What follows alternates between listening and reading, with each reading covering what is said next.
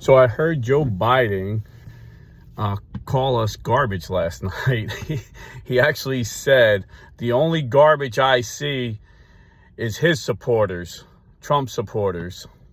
Let's see if the media makes a big deal out of that. I mean, they went crazy over a comedian who made fun of an island, calling an island garbage. So let's see if they go crazy over the president of the United States calling half of American people, calling people garbage.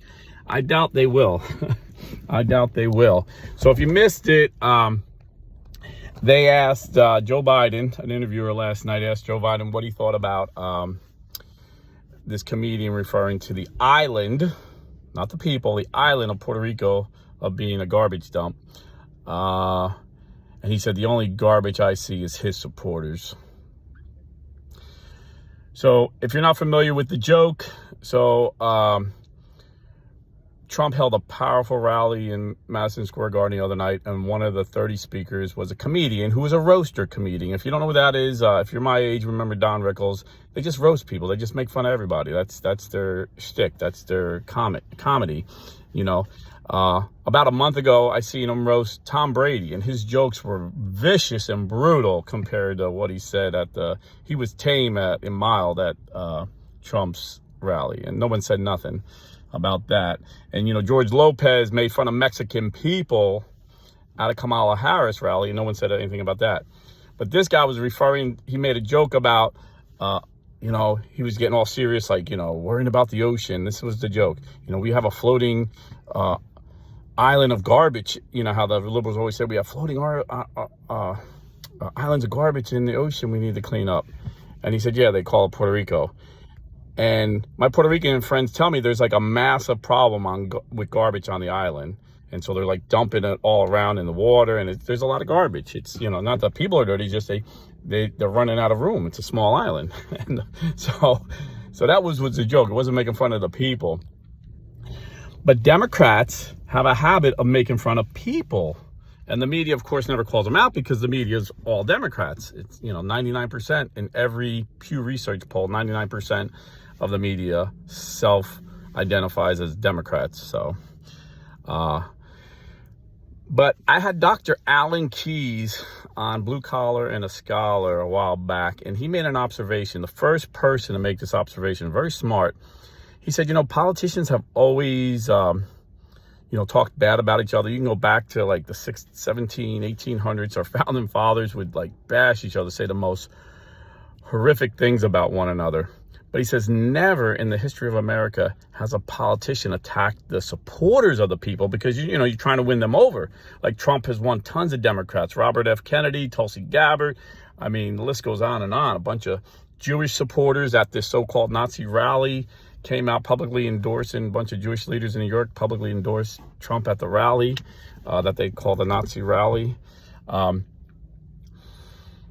you never had politicians until Hillary Clinton was the first, he said, to publicly say something negative about the supporters of an opponent. Remember, she called us irredeemable deplorables. So I thought that was very insightful by Dr. Keyes. And if you're not familiar with Dr. Keyes, he was an advisor and personal friend of President Ronald Reagan. So he has a lot of insight to politics. Plus, he has a PhD in political science from Harvard University. So he's a really smart guy when it comes to politics. You know, but I don't just take people's words for it. I like research. I'm like, nah, another Democrat. Democrats hate us. Another one had to say it. And the only one I found before Hillary was Barack Obama, but he was right. He didn't say it publicly. He just said it privately to his donors in Pennsylvania, and someone recorded it and leaked it to the media. And what he said was, yeah, it's hard to get these people, these rural voters in Pennsylvania to vote for me because they're bitter. They cling to their Bible and they cling to their guns, and they distrust people that don't look like them. So basically, they're just bitter people who love the First Amendment and love the Second Amendment and are racist. And that's what these people really think about us. And this was during the primary against Hillary, and Hillary's campaign used it against him and beat him in Pennsylvania. Overall, she lost, but she won Pennsylvania in the primary that election cycle. But these Democrats don't learn, because then Hillary used it, calling us publicly deplorable, and she lost. And now Joe Biden is calling us garbage, and Kamala's going to lose, But why do they do this? Well, because this is what they honestly believe. They honestly believe this, Barack Obama publicly said in an interview, I think it was like 2001, he had a disdain for the Constitution. He said the Constitution is just a bunch of negatives telling the states and the federal government what they can't do. The only way we're going to have change, real change, is to get rid of it. They don't like the Constitution, they really don't.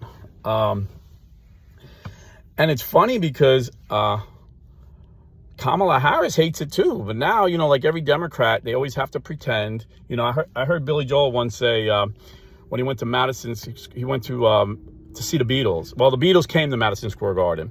And he said, us kids from Jersey and Long Island, he's from Long Island, I'm from Jersey. And what he said was pretty true. New York City was like our Disney World.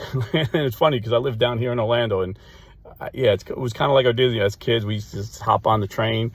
I could hop on the PATH train, cost you $0.25, go downtown Newark, walk downtown Newark, put $0.25 in the PATH train, or if you didn't have a change, hop the turnstile and run. Get on the train. And I remember it used to take 7 minutes and 30 seconds, and you would come right under the World Trade Centers. And then you go crazy in New York all day. But he said, I guess the train he took him to Penn Station, and the old Penn Station. And he said the Beatles had come to Madison Square Garden that day. So he said all these beautiful girls were running around crazy. So him and his friends bought Beatle wigs, try and pick up some chicks. He said it didn't work though. And that's what Kamala is wearing, a freaking moderate wig. And almost sometimes she sounds like she's wearing a MAGA wig. I want to build that wall. I want to cut taxes. Everything, her whole entire adult life, she's been against. Her whole life, she's been working for the government. She never had a real job. And her whole life in government, she's been a radical, extreme, left-wing San Francisco liberal. Even she used to brag that she was the most liberal, based on the ratings of all these nonpartisan political groups that rate them. She was more liberal than Bernie Sanders. She was always rated the most liberal in the Senate when she was in the Senate. So now she's pretending to be a moderate or a conservative, which the people see right through her. She's just so fake and phony. But why do the Democrats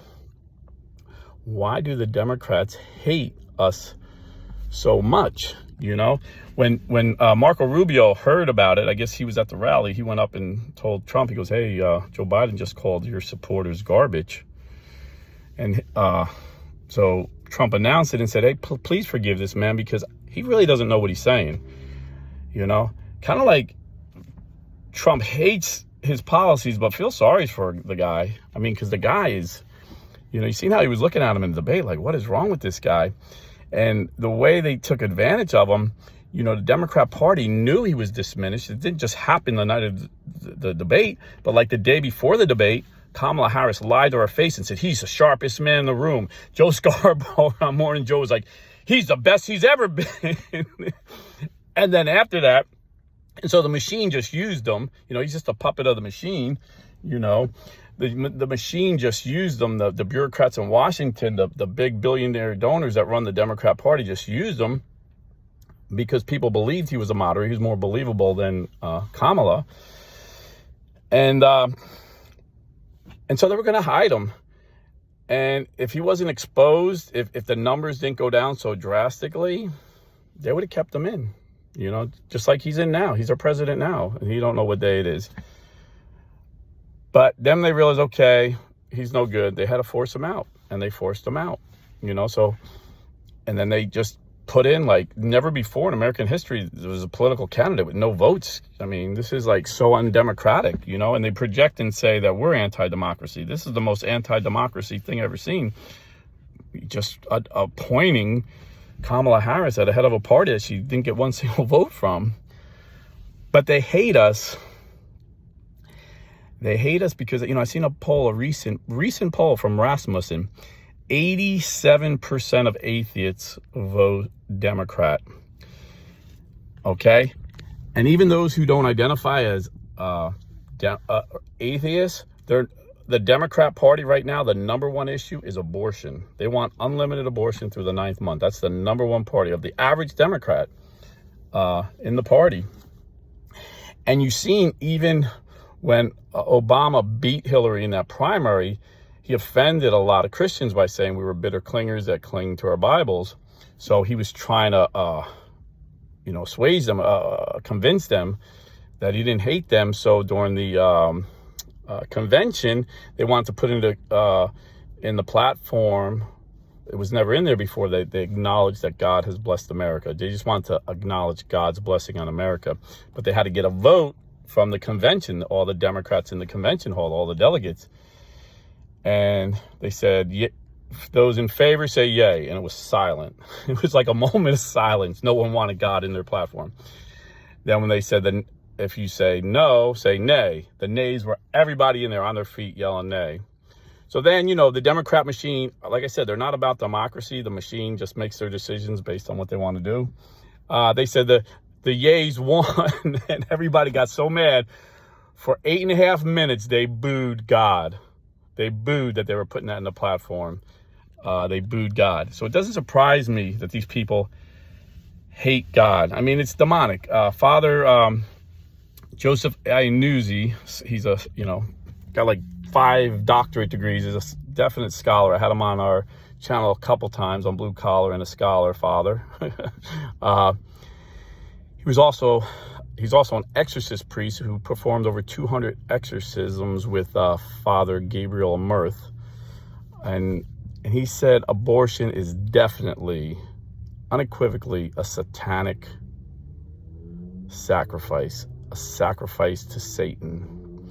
And you see, the Satanic Temple just came out with 2, at last count it was 2, telehealth abortion clinics where they prescribe and charge you a fee, and you go online, or FaceTime, whatever, and you talk to a Satanist. I don't know if he's a doctor or not, but they're able to sell you the abortion pill, and then they give you a ritual to do, a satanic ritual when you have that abortion, when you sacrifice that baby to Satan.